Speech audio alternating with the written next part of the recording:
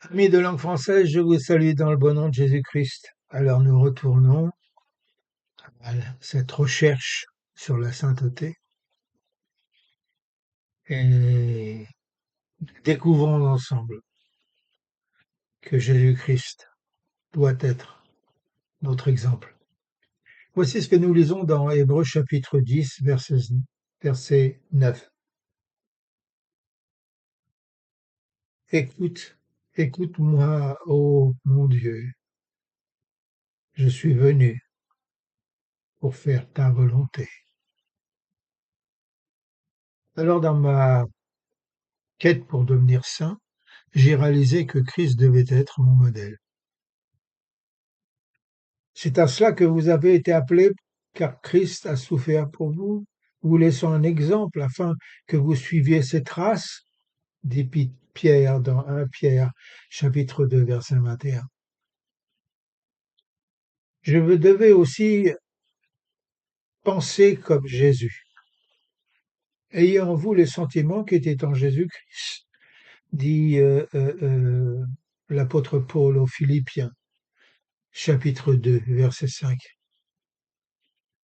Mon service à Dieu et au monde devait être de premier ordre aux yeux de Dieu, me dit la Bible. Efforcez-vous de vous présenter devant Dieu comme un homme éprouvé, un ouvrier qui n'a pas à avoir honte. L'apôtre Paul écrit cela à Timothée, chapitre 2, verset 15. Et puis enfin, que toute ma vie doit être totalement consacrée à Dieu. Voilà pourquoi lorsqu'une vie véritablement consacrée à Dieu, alors elle ne s'égare pas. Le monde n'a jamais aimé les étourdis, et Dieu de même. Tenez, dans l'Ancien Testament, le roi David écrivit dans le psaume 119, verset 13, cette phrase: Je hais ceux qui ne sont pas entièrement fidèles à Dieu. Le prophète Élie partageait cet avis lorsqu'il proclama aux Israélites qui servaient un autre Dieu: À combien de temps vous faudra-t-il pour vous décider? Si l'Éternel est Dieu, alors adorez-le. Mais si Balaam est Dieu, alors adorez-le. Ah, roi, verset 18, chapitre 18, verset 21. Et puis David d'ajouter: L'Éternel récompense ceux qui sont fidèles et justes. 1 Samuel, chapitre 26, verset 23. Eh bien, dans le Nouveau Testament, l'apôtre Jacques écrit: Celui qui doute est comme le flot de la mer, soulevé et ballotté par le vent. Alors, vous voyez, si vous observez l'histoire du monde, vous constaterez que les vies les plus brillantes n'ont jamais dérivé. Dévouées de toute leur force à l'accomplissement d'objectifs bien précis, elles persévèrent jusqu'à leur accomplissement. Laissez-moi vous donner un exemple. Étant français, prenez Jeanne d'Arc. C'est une jeune paysanne illettrée. La France avait été dévastée par l'invasion de l'armée britannique pendant plus de 100 ans. Les soldats vivaient à la campagne et pillaient les paysans à volonté.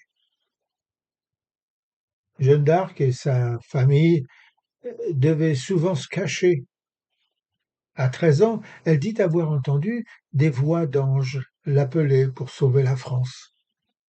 À 16 ans, elle se présenta au commandant français le plus proche, qui dit à son oncle de le ramener chez elle et de lui donner une bonne fessée.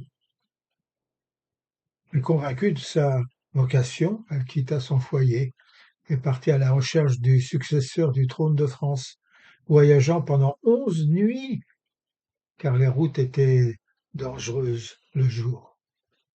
À son arrivée, personne ne l'a cru, mais peu à peu, elle gagna le cœur du peuple, obtint des soldats, leva le siège d'Orléans et emmena le roi à Reims pour y être couronnée. Bien qu'elle fût plus tard capturée et cruellement brûlée par les Anglais et par des Français aussi, comme sorcière, elle accomplit la tâche qu'elle s'était fixée, car elle y consacra toute sa vie. Un soir en 1844, alors qu'il n'avait que 15 ans, alors qu'il rentrait chez lui après une visite à la chapelle wesleyenne, un jeune homme consacra sa vie à Dieu. À genoux, il promit: Dorénavant, Dieu possédera tout ce qui appartient à William Booth. 68 ans plus tard, à 83 ans, le vieux général témoignera dans son dernier sermon. Tant qu'il restera une âme obscure, privée de la lumière de Dieu, je me battrai jusqu'au bout. Mes amis, l'exemple suprême d'une vie consacrée fut Jésus-Christ. Ses premières paroles furent: Ne savez-vous pas que je dois m'occuper des affaires de mon Père? Il l'a dit à sa mère quand il n'avait que 12 ans. Au début, il servit Dieu le Père comme un charpentier, nous montrant l'importance du travail manuel, mais on attendait ensuite quelque chose de plus de sa vie. Avec Dieu le Père, ils avaient un projet pour le monde, un plan pour son salut, un plan incroyable qui l'a conduit à mourir volontairement pour mes péchés et pour vos péchés sur une croix, afin que Dieu le Père nous pardonne, nous délivre de l'emprise du péché et par son Saint-Esprit résister aux tentations. La vie de Jésus-Christ était: Père, que ta volonté soit faite. Alors chaque parole qu'il prononçait, chaque acte qu'il accomplissait, chaque influence qu'il exerçait devenait la réalité de la volonté de Dieu agissant au travers de lui. Et Dieu disait: Celui-ci est mon Fils bien-aimé, écoutez-le. Un jour, Jésus a dit: Je ne cherche pas ma volonté, mais la volonté de mon Père qui m'a envoyé. Jean chapitre 5, verset 30.